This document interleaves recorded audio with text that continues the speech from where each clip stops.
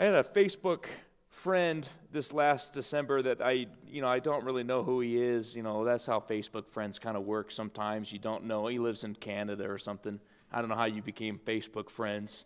One of those guys. And when it was December 1st, he started posting, 24 days till Christmas. Every day, every single morning, like clockwork, 22 days till Christmas, 18 days until Christmas.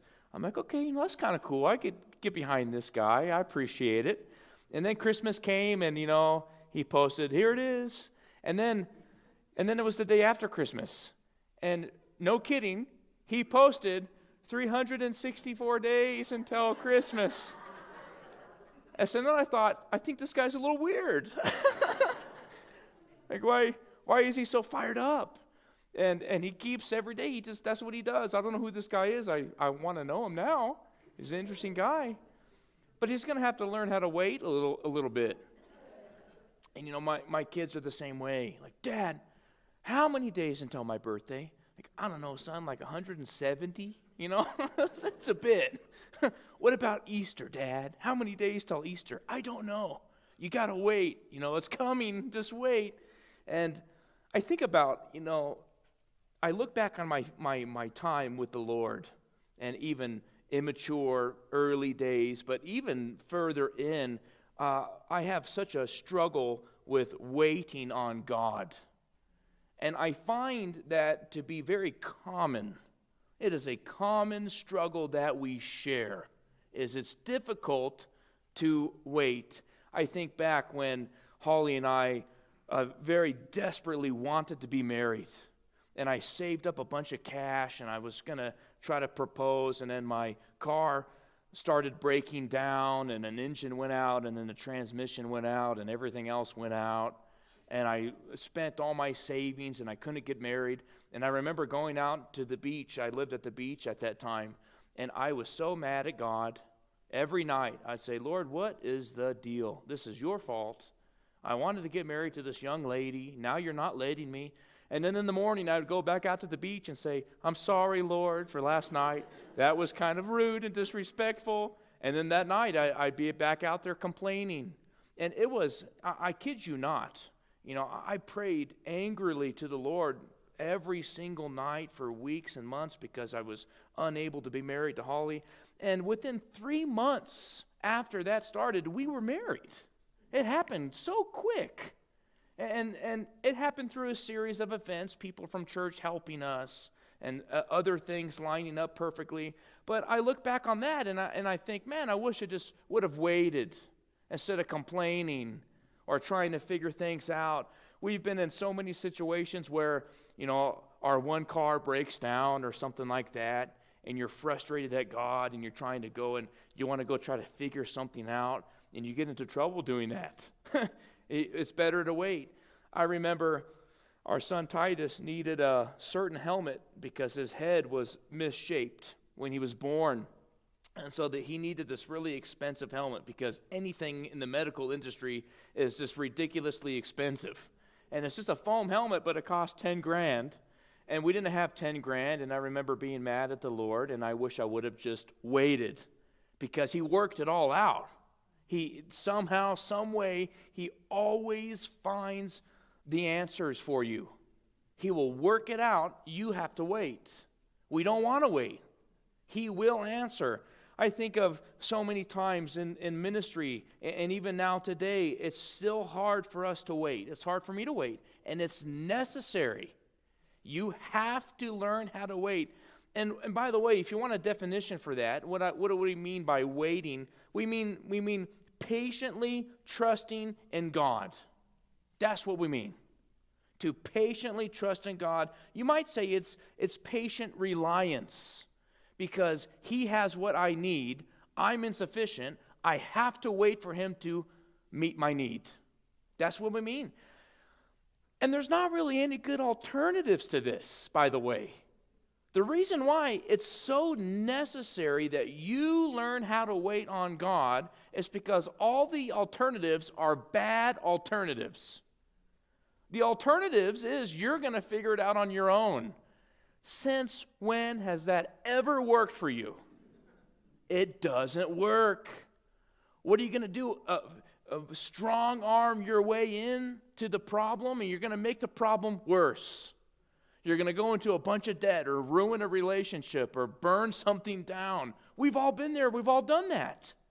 Like, the alternatives to patiently relying on God are terrible alternatives.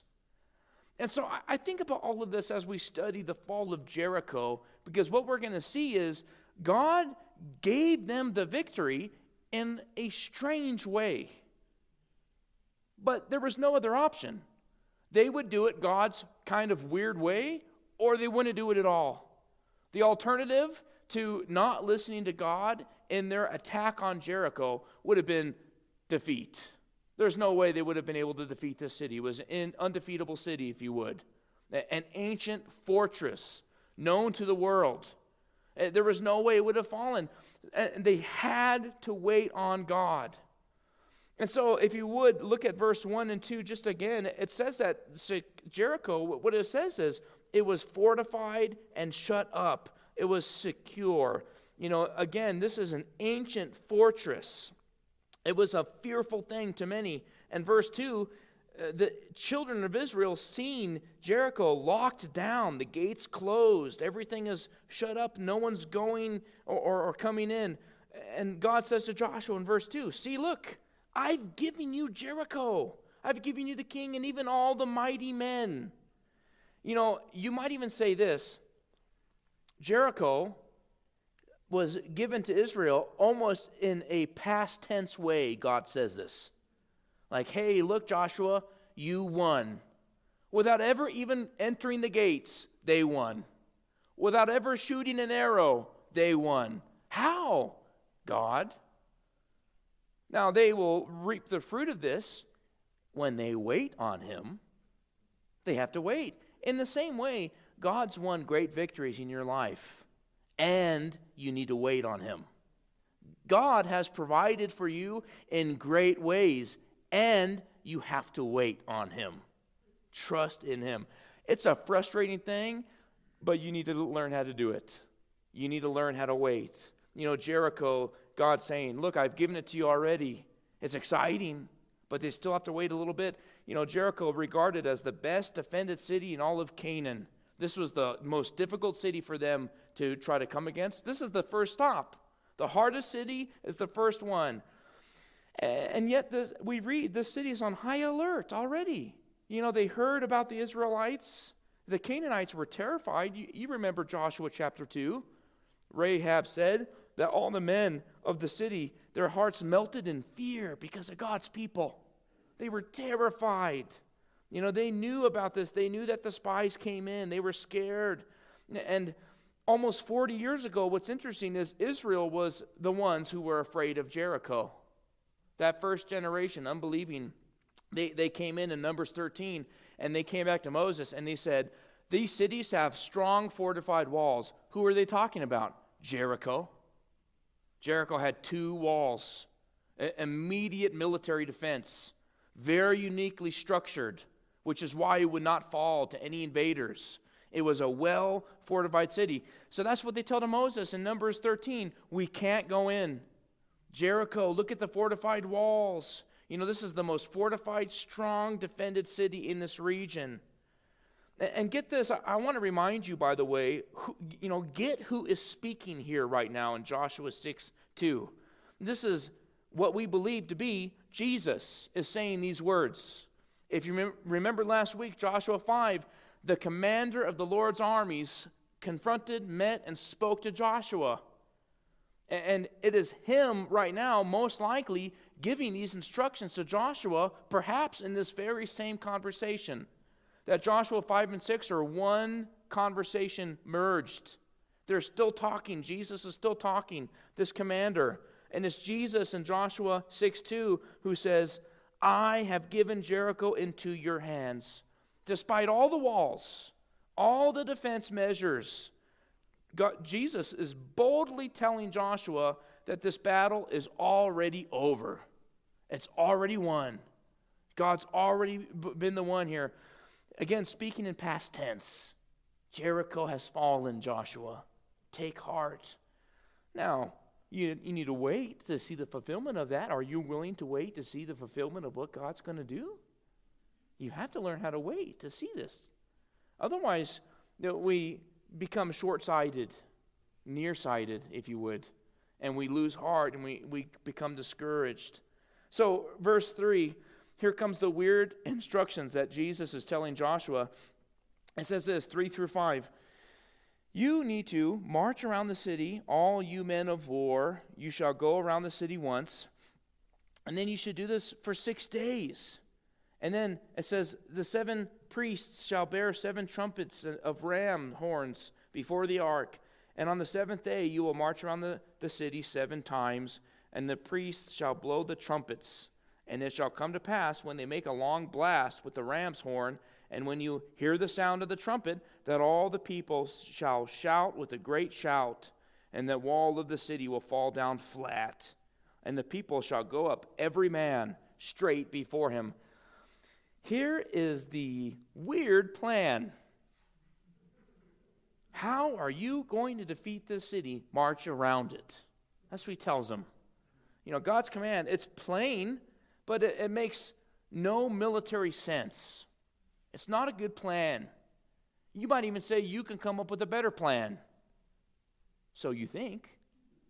You might think, I see the situation better than God. So you think. And yet all along the victory lies in the Lord. There's no plan they could have come up with that would have worked. So what else are they going to do? Again, there's no other alternatives here. You have to wait on God. And so if he says to do something that seems odd, what are you going to do other than just do it? So he says, walk around. This isn't a brilliant strategy. This isn't military might. You would have to walk around Jericho once a day for 6 days. We believe this to be maybe half of a mile to a mile long. Even though it's a great city and a fortified city, it wasn't terribly large. And so maybe half a mile to a mile walk they would have to take. And they would do this once a day with the priests carrying the ark and the trumpets made out of a ram's horn. Have you ever heard a shofar sounded? It's pretty fun. We did that at the Ambergees. Where are they? Boom, at their wedding, Mary had asked me to blow a shofar, so I tried for like 4 months to learn how to do it and gave up. So then I recruited Sam.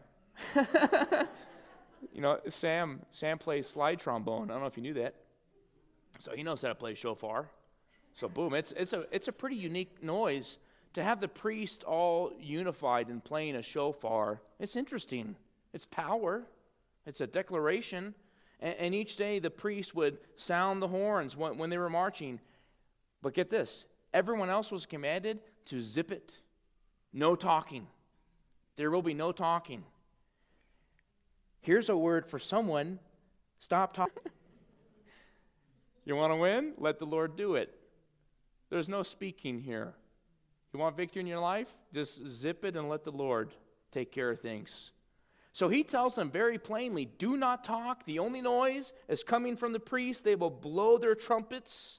And this is their command. And God promised them, by the way, you're going to do this once a day. You're going to walk around once a day. And then on the 7th day, you're going to march this around the city 7 times again. The priests are going to blow this horn. And then at that time, on the 7th day, after the priests blow their horns for the 7th time, the people would loudly shout.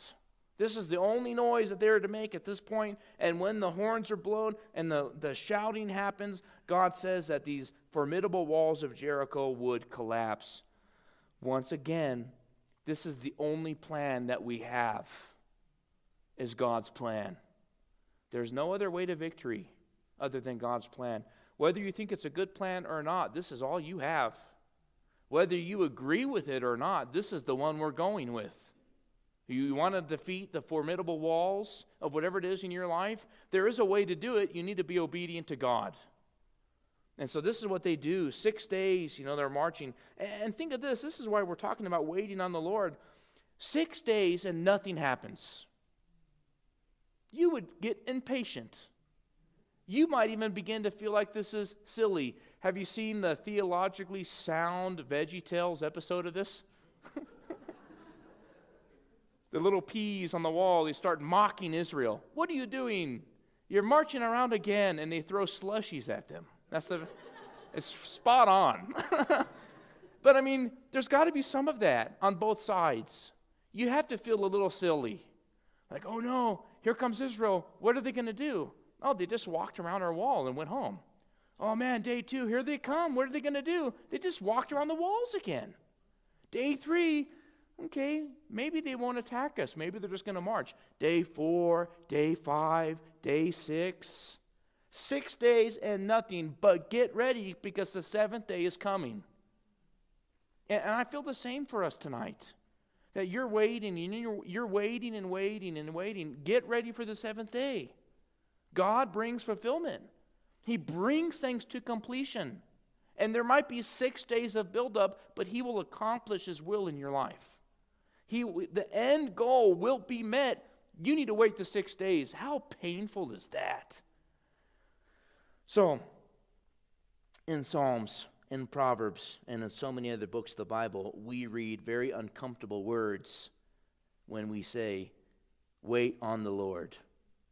When you read the word, it comes up all the time. You get to Psalm 27, verse 14, and it says this, wait on the Lord, be of good courage. He shall strengthen thine heart, but wait, I say, on the Lord.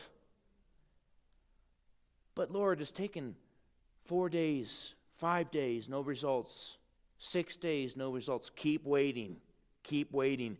And sometimes we think, the idea of waiting seems like it's passive, but honestly, it's not passive. It's actually the opposite. It is an active placement of your trust in the Lord. It's just that you're actively trusting in Him. You're patiently, confidently trusting that the Lord is in total control. He's doing something. And if you're on day 4 or 5, keep waiting. Day 7's coming. But there's patient, confident trust in the Lord. I think the first thing we can pull from some of these verses, I looked at a list of them today in studying for this, and I think of, one of the biblical ideas of waiting in the Lord, it means to seek the Lord. How do you wait on the Lord? Seek the Lord. Instead of seeking counsel, wisdom, advice, or resources elsewhere, seek Him. And you need to wait. Seek the Lord. Another way you can pull from the verses about waiting is to wait on the Lord means to pray. That's another way of waiting. Lord, I'm still here. We're still marching around Jericho, Lord. You pray. Waiting on the Lord, it's a confident expectation of a positive result. And that comes through prayer. Lord, I know you're doing something. I just can't see it. Lord, I believe. Help my unbelief. Get my heart right. So eventually, the walls of the city, Jesus says, will fall flat. And then He says, every man will go up straight before him. If Israel will conquer Jericho by this plan, the point here is that it would be by no other way other than the work of God. That would have been evident to not only Israel, but also to the Canaanites. This was why they were afraid of them, by the way. Look at what happened to Egypt. Look at what happened to the Red Sea. And then the Israelites get there, and the Canaanites watch in horror as the Jordan River splits. And it's like, these guys are the real deal. And then all of the Canaanites would have seen the walls of Jericho miraculously crumble and fall. This is a terrifying people group, Israel. They're scary. And so this is a testimony. God did this work. And also, I'll add this, because we miss this sometimes. God did the work, and He still called for their obedience. Because we misunderstand that sometimes. When we say wait on the Lord, I don't mean quit your job and lock your door and never leave the house. Sometimes we think of that. I've seen, even in recent days, you see believers get so excited about the rapture, and they begin to do silly things. And, the Lord's coming soon. It's got to be, I'm going to quit everything and sell everything. Stop. That's not what we mean. Because, yes, the Lord will do the work. He will be the one to rapture us, praise God. He will be the one to win the victory, to bring Jericho down. and he's called you to obey him in the meantime, in the waiting. God could have sent an angelic army into Jericho. He's done that before, by the way. He could have sent fire down. He's done that to Sodom and Gomorrah. He could have done that. And yet, he chooses to have the active participation of his people. It's the same today. He chooses us. He loves you. He wants you to participate with him. So he could have conquered Jericho, defeated every city without the participation of his people, and yet he wanted Israel to be part of his work. And I would say God today works in that same pattern. He's calling you to wait, but it's also active participation. It's active participation. Yes, you're waiting, but you're also walking, praying, and your lips are zipped, and you're worshiping the Lord. So let's continue to look at this. Picking back up in verse 6, Joshua, the son of Nun, he called the priests. They're the first ones to hear from this. And he says to them, take up the ark of the covenant and let 7 priests bear 7 trumpets of ram's horns before the ark of the Lord. Verse 7, he said to the people now, proceed and march around the city and let him who is armed advance before the ark of the Lord. He's communicating this kind of strange plan. He starts with the priests of Israel because it's a spiritual battle, not a physical battle. We looked at that, I believe, 2 weeks ago or so. Or maybe it was last week. It was last week. Fighting the right battles. Fighting the right battles. Same idea. The reason why the priests are first to hear of this, it's a spiritual battle. So he says to the priests, hey guys, you need to come up first and bring the Ark of the Covenant. This is interesting. Bring the Ark of the Covenant. I mean, they had this in the Holy of Holies this entire time in the wilderness. It's a kind of a fearful thing. It was a special thing. And now he says, bring it out in front. And so it's interesting. David Guzik said this, quote, it was not a normal practice to carry the Ark of Covenant in the battle. Yet, in some sense, this was not a battle. This was a declaration of God's authority over Jericho and the coming triumph, end quote. What a great way to view this. The battle of Jericho is no battle at all. It's God versus the wickedness of man. That's what we see. So take up the Ark of the Covenant. The Ark would, by the way, this is a prominent centerpiece in this victory, just as it was in the crossing of the Jordan River. They needed to see God's first. God's leading. He's in the center. Israel had to keep their hearts and their minds stayed on the Lord. That was their victory. They stay on God. Instead of putting, the hearts and the minds into the difficulty of the task in front of them, they would have to look straight ahead at God. Don't look anywhere else. Look straight ahead. There's the ark. Don't look anywhere else other than the ark. Don't look at the walls. Don't look at the soldiers. Look at God. I remember I was late for school, and I jumped into the shower really quick and got out of the shower, got dressed. I hopped on my bike, and I was riding my bike as fast as I could to school, but my hair was wet. I had really long hair when I was a teenager, not good. And it was so long, and it was all wet and cold. And so I'm riding my bike, and I thought it would be a good idea to try to dry my hair. And so I start shaking my head, and I really hardcore crashed into a ditch, like a really deep ditch, because I'm riding my bike and shaking my head at the same time. And you lose balance and sense of direction, and I ate it so bad, I didn't want to go to school. And I just think of that, when you're riding a bike, you will go where you look. How do you learn how to do it? Hey, you want to ride a bike over there? Look over there and ride in that direction. It will happen normally. But when you start shaking your head a bunch, you're going to crash. And it's the same thing with Proverbs 4:27. It says, do not turn to the right or to the left, but remove your foot from evil. That's an interesting way to phrase it, that to do anything other than go straight with God is an evil thing. Don't make light of that. Isaiah 30, verse 21, it says, and your ears shall hear a word behind you that says, this is the way, walk in it. It's interesting. God says to us as people and to you, This is a way. There is a way. He's called you not to go this way or that way. Walk straight in His way. You might even think of Deuteronomy chapter 5. Some of the very verses we've been in these last year and a half or so. And he says, Moses says, be careful that you do as God has commanded. You shall not turn to the right or to the left. You shall walk in all the way that the Lord has commanded you because of this, so that you may live, so that it may go well with you, and so that you will possess the land that the Lord has given you. You want victory? Look straight ahead. You're getting distracted by things that don't matter. You're looking at smaller things. You need to look at the main thing. And even Joshua 1, when we started this book, by the way, last year, God says to Joshua, be strong and very courageous, and be careful to do according to everything that my servant Moses has commanded. And he says to Joshua, do not turn from it to the right hand or to the left hand, that you may have good success wherever you go.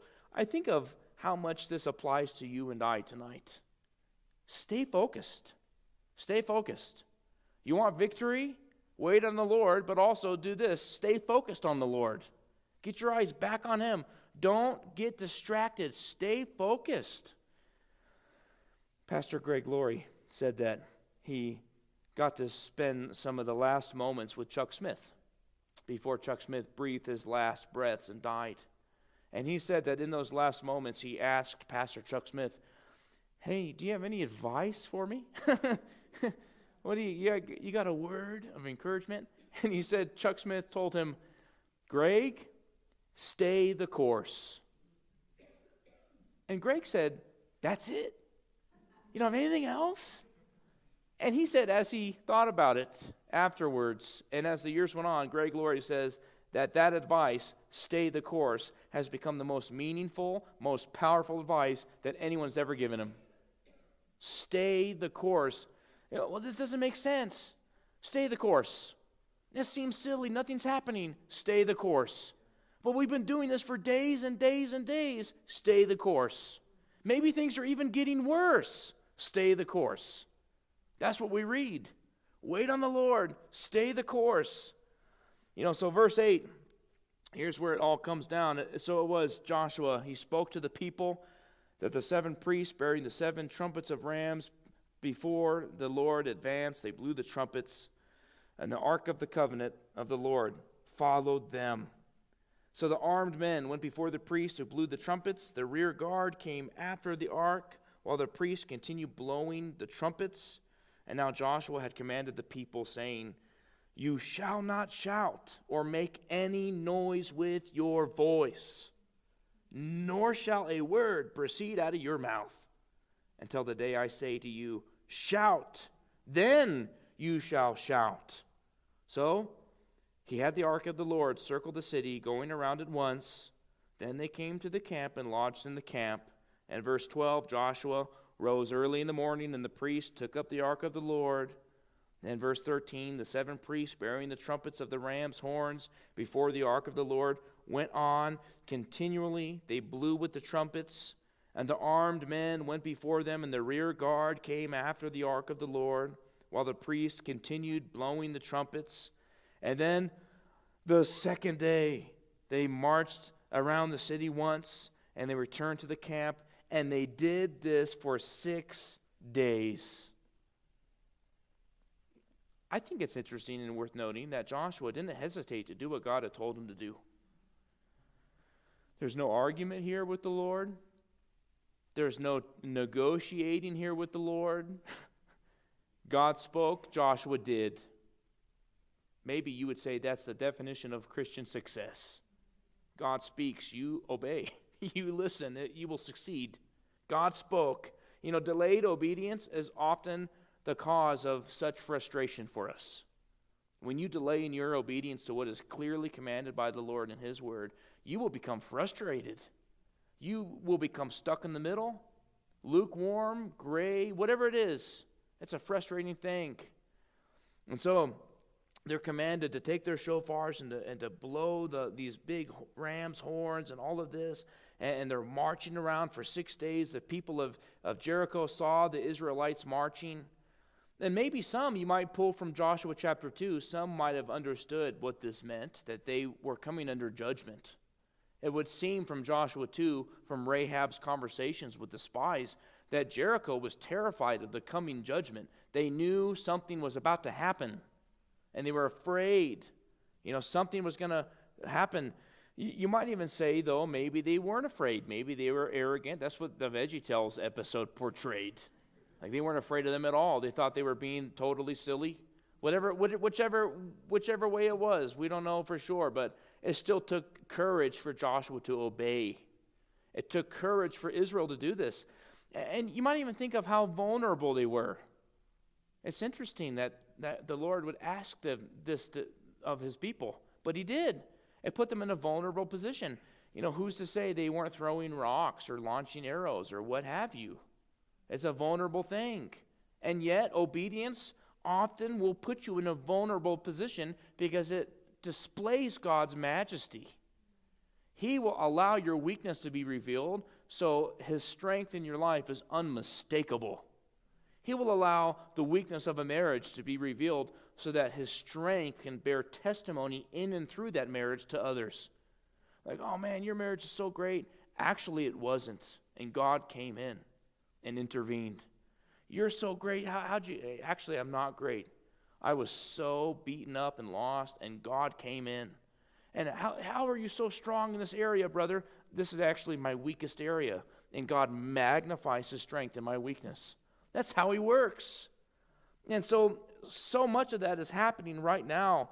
God's word, their obedience to what he commanded, it made them to be vulnerable, and in some sense, Israel had to they're trusting in God to protect them right now. We don't know how he's going to do it, but this is what he told us to do. Stay the course, simply obey. And then it also took some waiting. They had to wait, endurance. They had to do the same thing every day for 6 days with no immediate result. That might not seem like a big deal, but put yourself in their shoes. This is a long time. They did all of these wandering in years and 40 years and celebrations and ceremonies and crossings, all to just wait another 6 days. That's a long time for them. They had to wait, and maybe even they're marching for 6 days looking at how tall these walls are. Ancient Jericho was famous for the walls. That's why they're emphasized so much here. The different sections of wall, the double layer of wall. They might have marched 6 days, and they would have looked how difficult and impossible it would have been to do a siege or attack. And maybe your sense of helplessness increases there. You see how big the problem is, and it grows your dependence upon God. Very quickly, before we move on, this is from Charles Spurgeon. He said, quote, "They had the difficulty, I say, always in front of them. Yet they kept on simple faith going around the walls, going around the cities."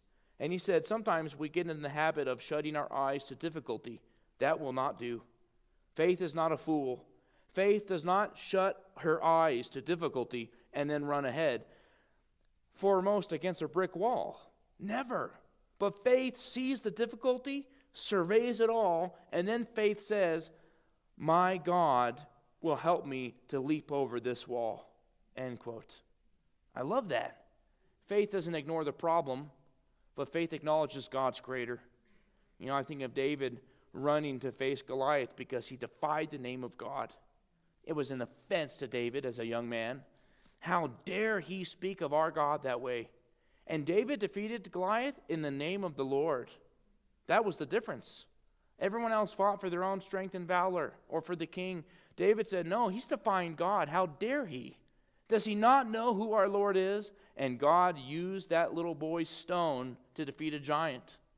Same situation here. They see the giant and they lean on the Lord. So verse 15, here it is. All the waiting pays off. On the seventh day, it says, it came to pass that they rose early about the dawning of the day. This time they marched around the city 7 times in the same manner. And on that day only they marched around the city 7 times. And on the 7th time it happened. when the priests blew the trumpets, that Joshua said to the people, "Shout, for the Lord's given you the city. Now the city shall be doomed by the Lord to destruction, it and all who are in it. Only Rahab the harlot shall live, she and all who are with her in the house, because she hid the messengers that we sent. And you, by all means," here's a good, very important verse, "abstain from the accursed things, lest you become accursed when you take of the accursed things, and you make the camp of Israel a curse, and you trouble it. But all the silver and the gold and the vessels and the bronze and the iron, they are consecrated to the Lord. They shall come into the treasury of the Lord." A couple notes here. He says, "Shout, the walls are going down. When the walls fall down, go into the city. Leave no one alive. Don't take any of the gold or the cursed things for yourself. None of the money, none of that. And spare Rahab the harlot." You know, this is again going back to Joshua chapter 2. Joshua was careful to keep his promise that they made to Rahab, that she had faith in the living God. And they had promised her that she would be spared. It's really the gospel. She throws a scarlet cord, and it's the scarlet cord, the red over her house, that protects her, that saves her life. Same instance as the Passover, same gospel message. It's the scarlet blood of Jesus that spares the household. And then he says, by all means, abstain from the cursed things. You know, these are idols, anything associated with demonic and depraved practices. Remember, we're talking about the land of Canaan, a wicked place, a disgusting place, child sacrifice, sexual immorality, all kinds of bad things are happening in Canaan, all wrapped into idolatry. God warned about idols more than anything else. Don't do idols. Don't respect the idols. Don't obey the idols. Don't fear the idols. And here again, you're going to go into the city and you're going to see accursed things. Don't take them. They're wrapped in some demonic things. And they need to understand what's happening to Jericho is divine judgment. You want no part in this.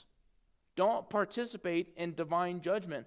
It's sad when Christians cast their lot with the world, because the world's falling apart and the world's coming into God's judgment. Why would you cast your lot with something to be judged by God? You know, Lot would throw up his tents on the outskirts of Sodom and eventually move into Sodom. And he lived in Sodom so long, he had to be rescued by divine intervention. And it's a sad thing. He should have never been there in the first place. You know, why are you living here, Christian? Why have you built a house here? You need to get out. If you will not get out, the city will be condemned, you along with it.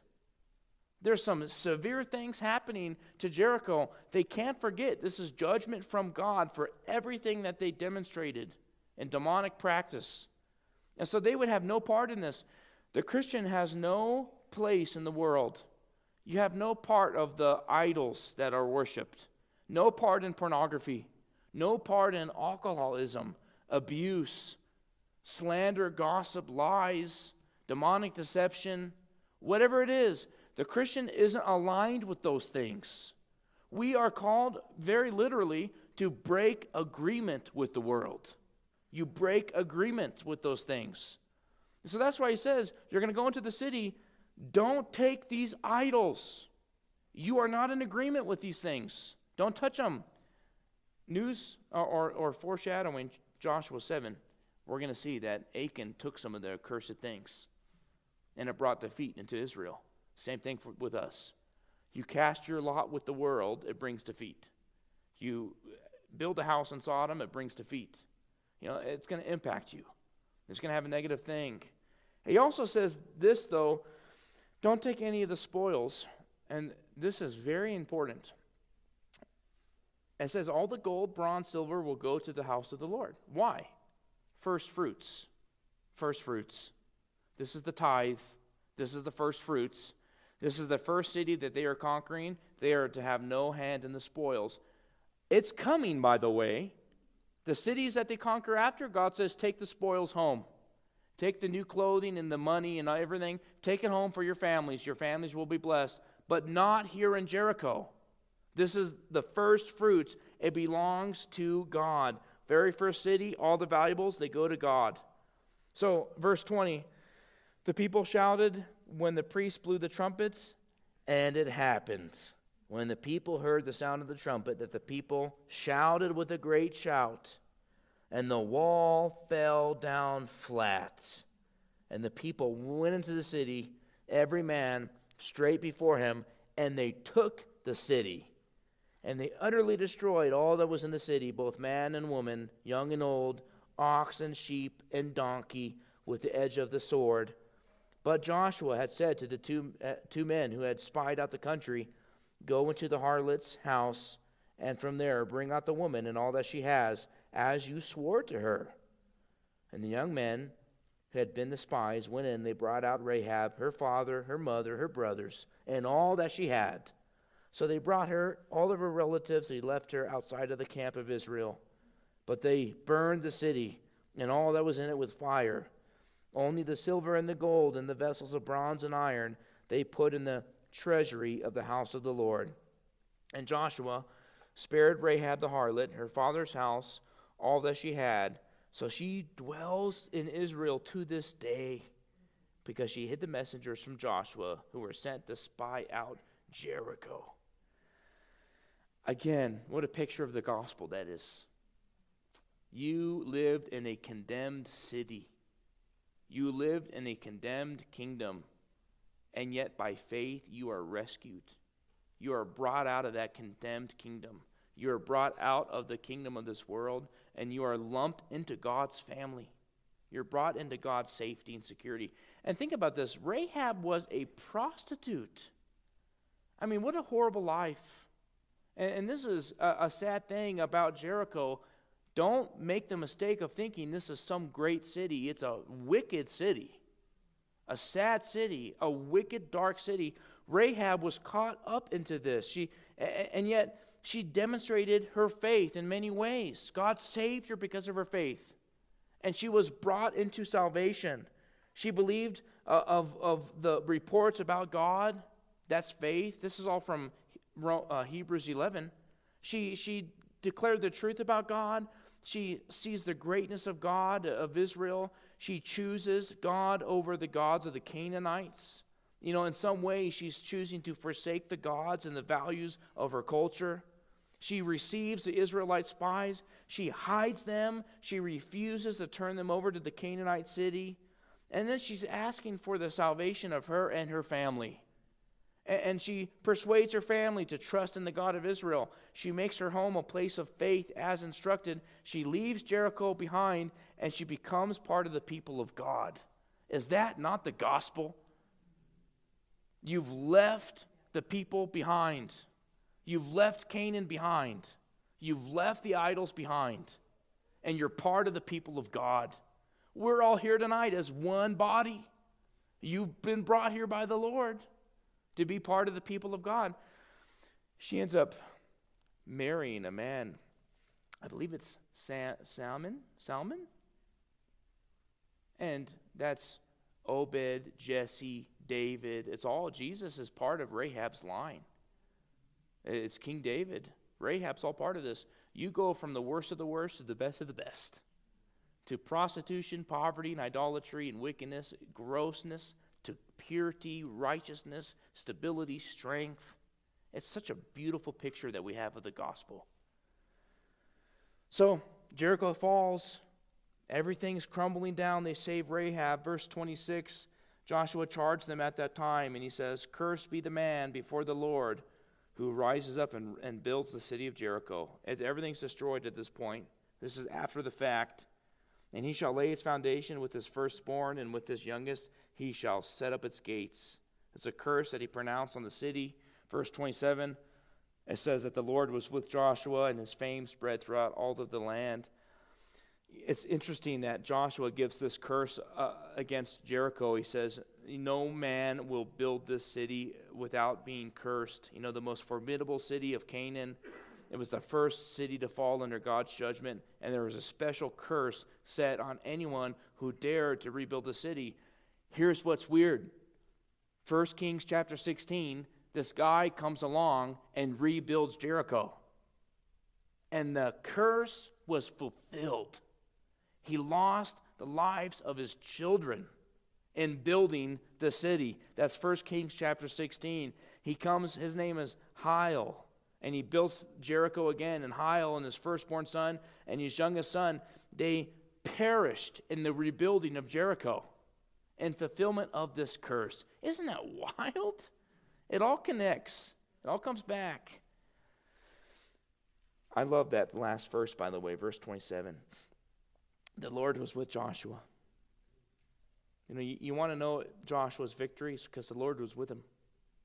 You want to know Israel's victory? The Lord was with him. I think you need to know tonight, as a born-again Christian, the Lord is with you. You have been justified with God. When God looks at you, he sees the righteousness of Jesus Christ. Do you know he's with you? What are the issues before you tonight? The Lord is with you. How can Joshua succeed? The Lord is with him. How can you succeed? The Lord is with you. You know, the victory comes back to that. You know, I think of this. The victory came back to faith. Joshua and Israel, they followed God's battle plan exactly. Do you have faith tonight? To look into the Word of God, to follow and carefully obey. Would you follow the Lord if he told you to do something unusual? Joshua did it immediately without hesitation. He practiced God's Word. Would you do that? What about this? The victory came, yes, because the Lord was with Joshua, and also because Joshua obeyed. You know, if you're frustrated or stuck, I would challenge you, there may be an obedience issue there. You have not fully obeyed. Halfway obedience is disobedience. Have you fully obeyed? Now, I can't get free from the sin. I'm stuck in the sin. What did Jesus tell you to do, brother? Cut off the hand that causes you to sin. Have you truly cut it off? Have you done everything God has told you to do regarding the addiction and the bondage to this area of your life? The answer is always, no, I haven't. Go and obey. You need to cut it off. If it's a problem, cut it off. Why am I not winning? You need to be obedient. Carefully examine the Word and then carefully obey.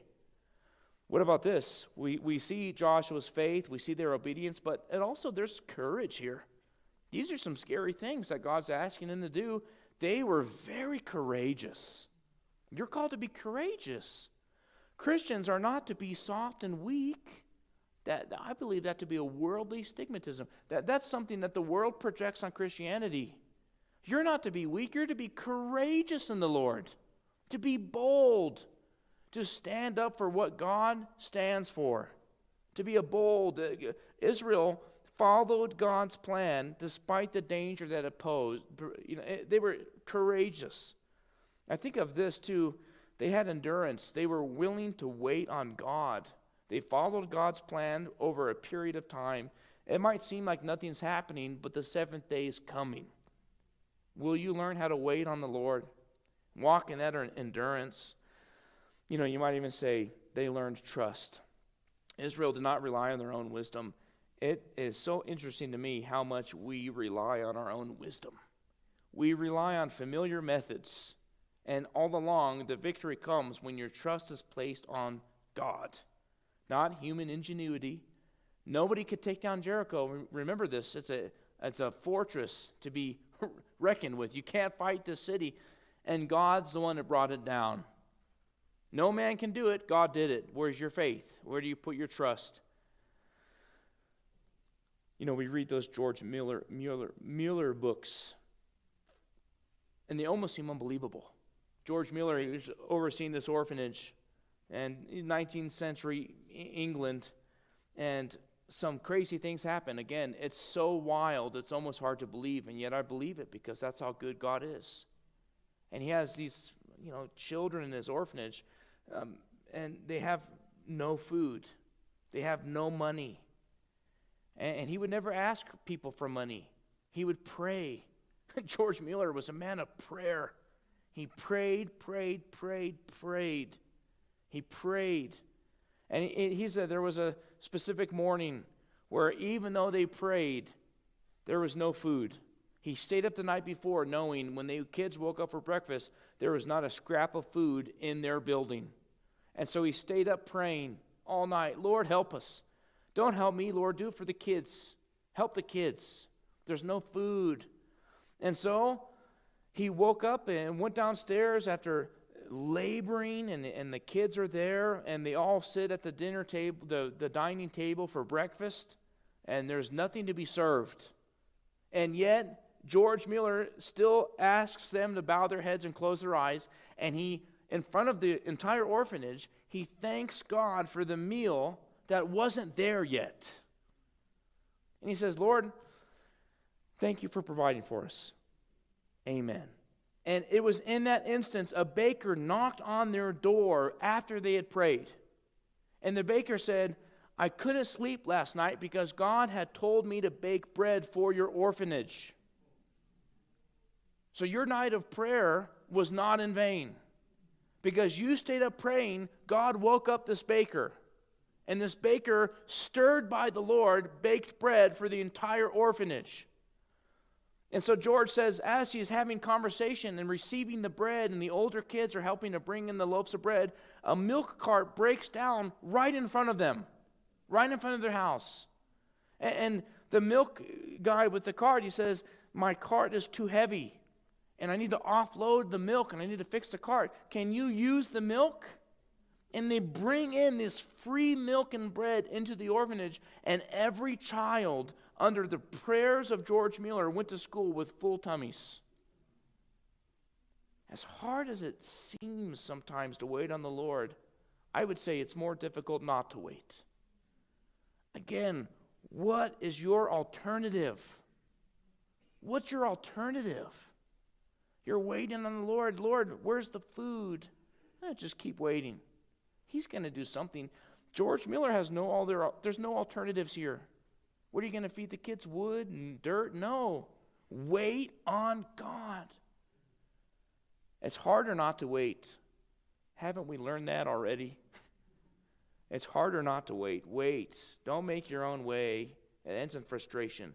Wait. Keep walking. Day 7's coming. Keep marching.